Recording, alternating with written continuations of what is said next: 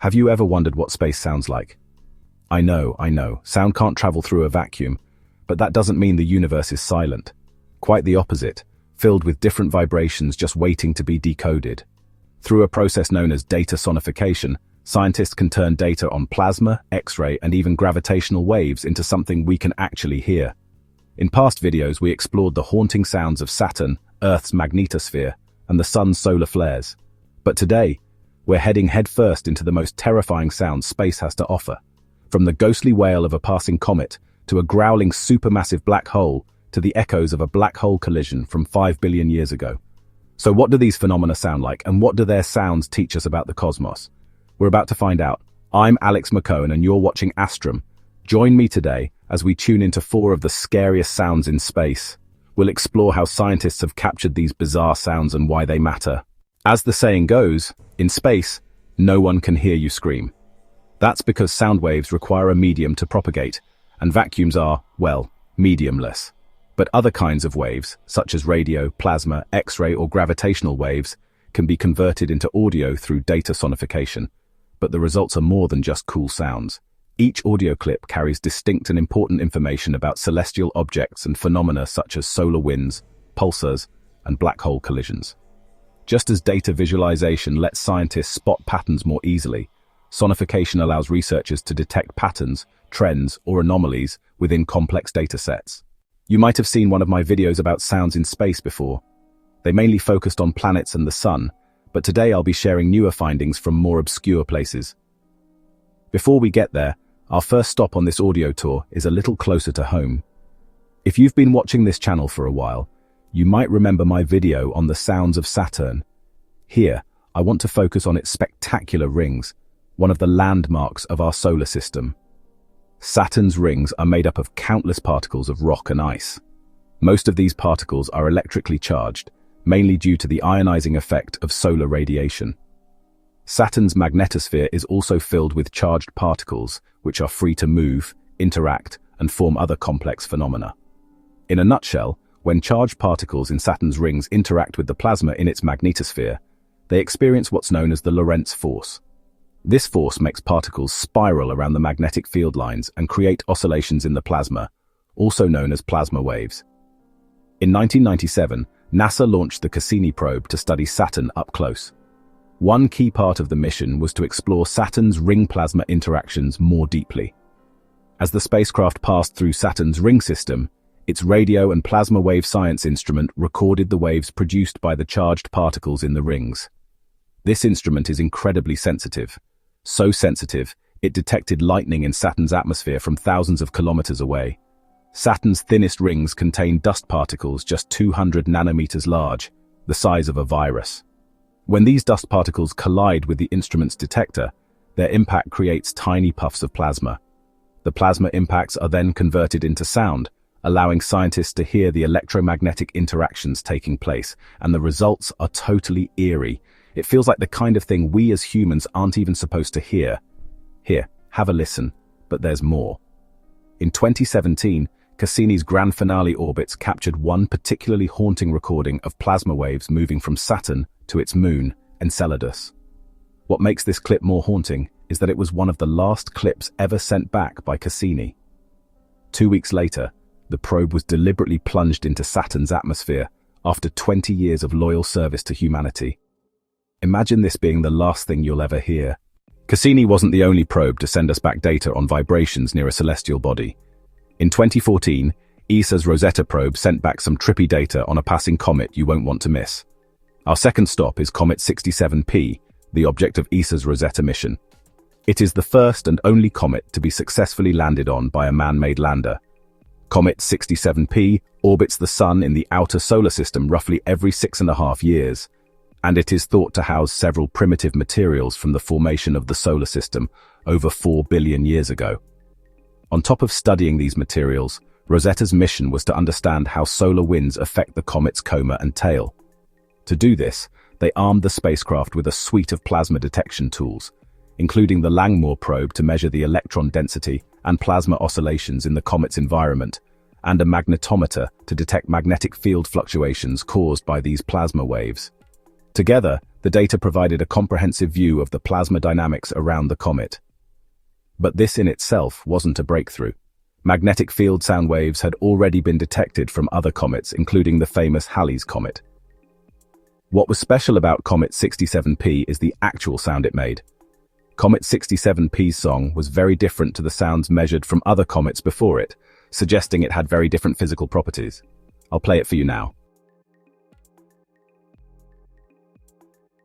What's interesting is that this audio can be broken down into distinct components. The rhythmic clicking sound represents the periodic fluctuations in the plasma's density and the way the comet's magnetic field is distributed by solar wind.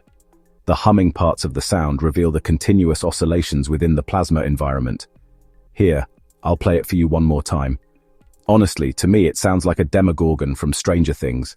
Speaking of Stranger Things, our third stop on this tour is the closest thing we have to an upside down in this reality. Ever wonder what sound a black hole makes? Buckle up, we're about to find out.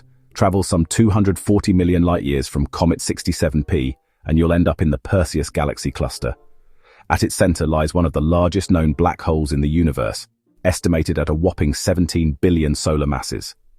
Supermassive black holes like this one tend to emit intense X-ray and ultraviolet radiation due to the searing hot gas in their accretion disk. We're talking millions of degrees Kelvin.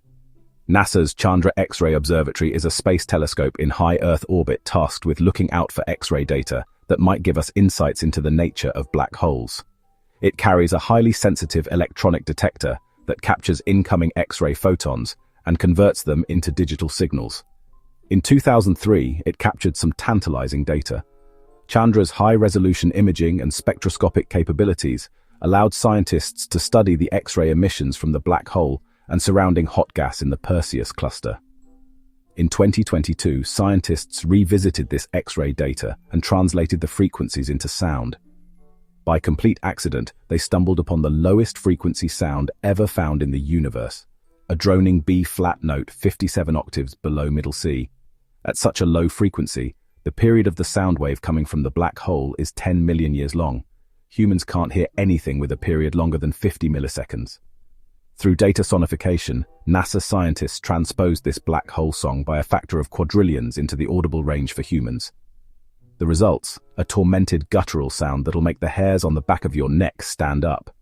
Here, see for yourself. Creepy, right? But what does it actually teach us about the science of black holes? Many things, but perhaps most interesting is its implication on galaxy cluster evolution. In a galaxy cluster, which can contain anywhere between a few hundred to several thousand galaxies, the spaces in between are filled with thin gases and plasma, also known as the intracluster medium. It's much hotter and about 6 times denser than the gas found outside galaxy clusters. One theory is that the sound waves emitted by the black hole are actually partially responsible for the temperatures in the intracluster medium since they carry energy.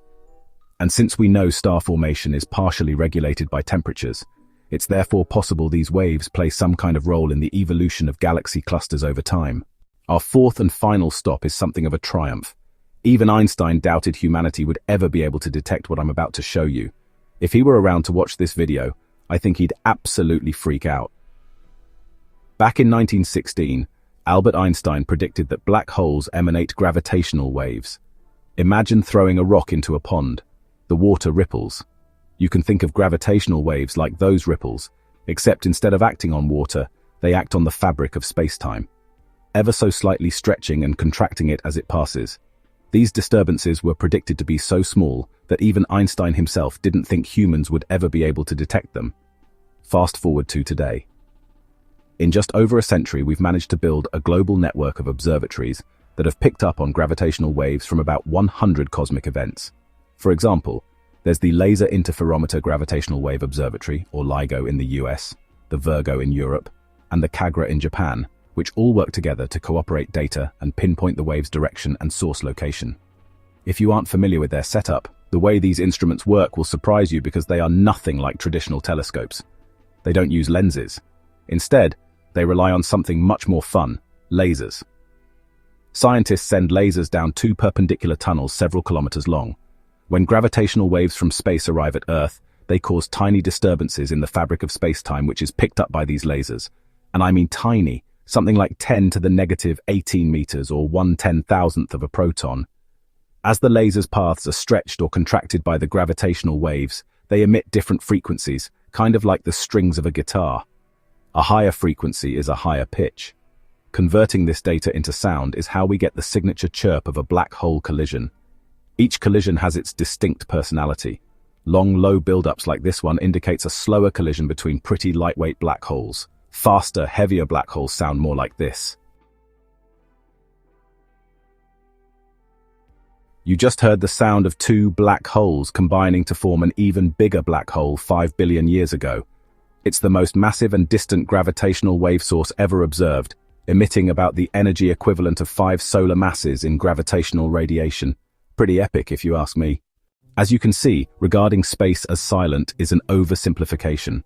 Sound can't travel through vacuums, sure, but for those who dare to listen, the universe reveals its own haunting symphony. It's just a matter of knowing where and how to lend an ear. Turn your ears into radio wave receivers, and suddenly space is a constant symphony of strange and interesting sounds, being in Earth's Van Allen belt or its large band of radiation surrounding the planet. And you'll already start to hear some very interesting sounds. These sounds are generated by energetic particles in Earth's plasmasphere, which are being tugged to and fro by the rotation of Earth's magnetic field. You see, there is a plasmasphere around Earth containing clumps of ions and electrons.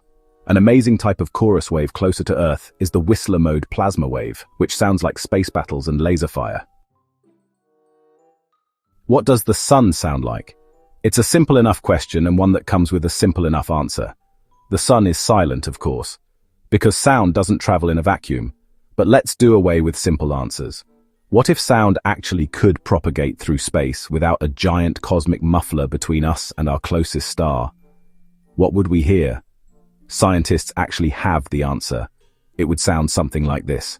At 110 decibels, this volume level is survivable for short periods of time, but would likely end up with the entire population of the planet going deaf if they weren't wearing earplugs as it plays in our sky non-stop.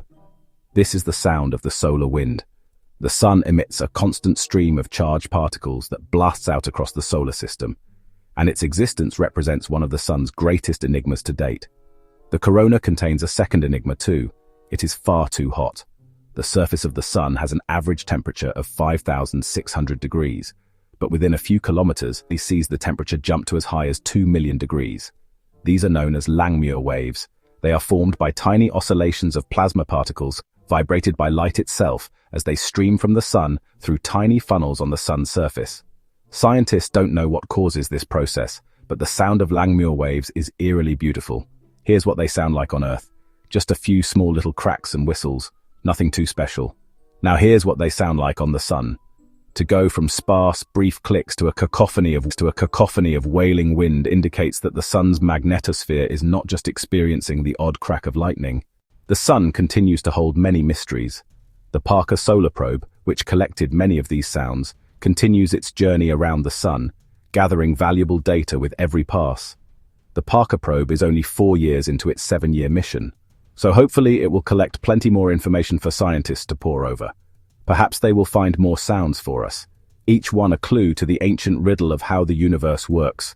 Now, so far, this video has recapped a lot of things we've covered in the past, but recently there have been some mind-boggling discoveries in outer space.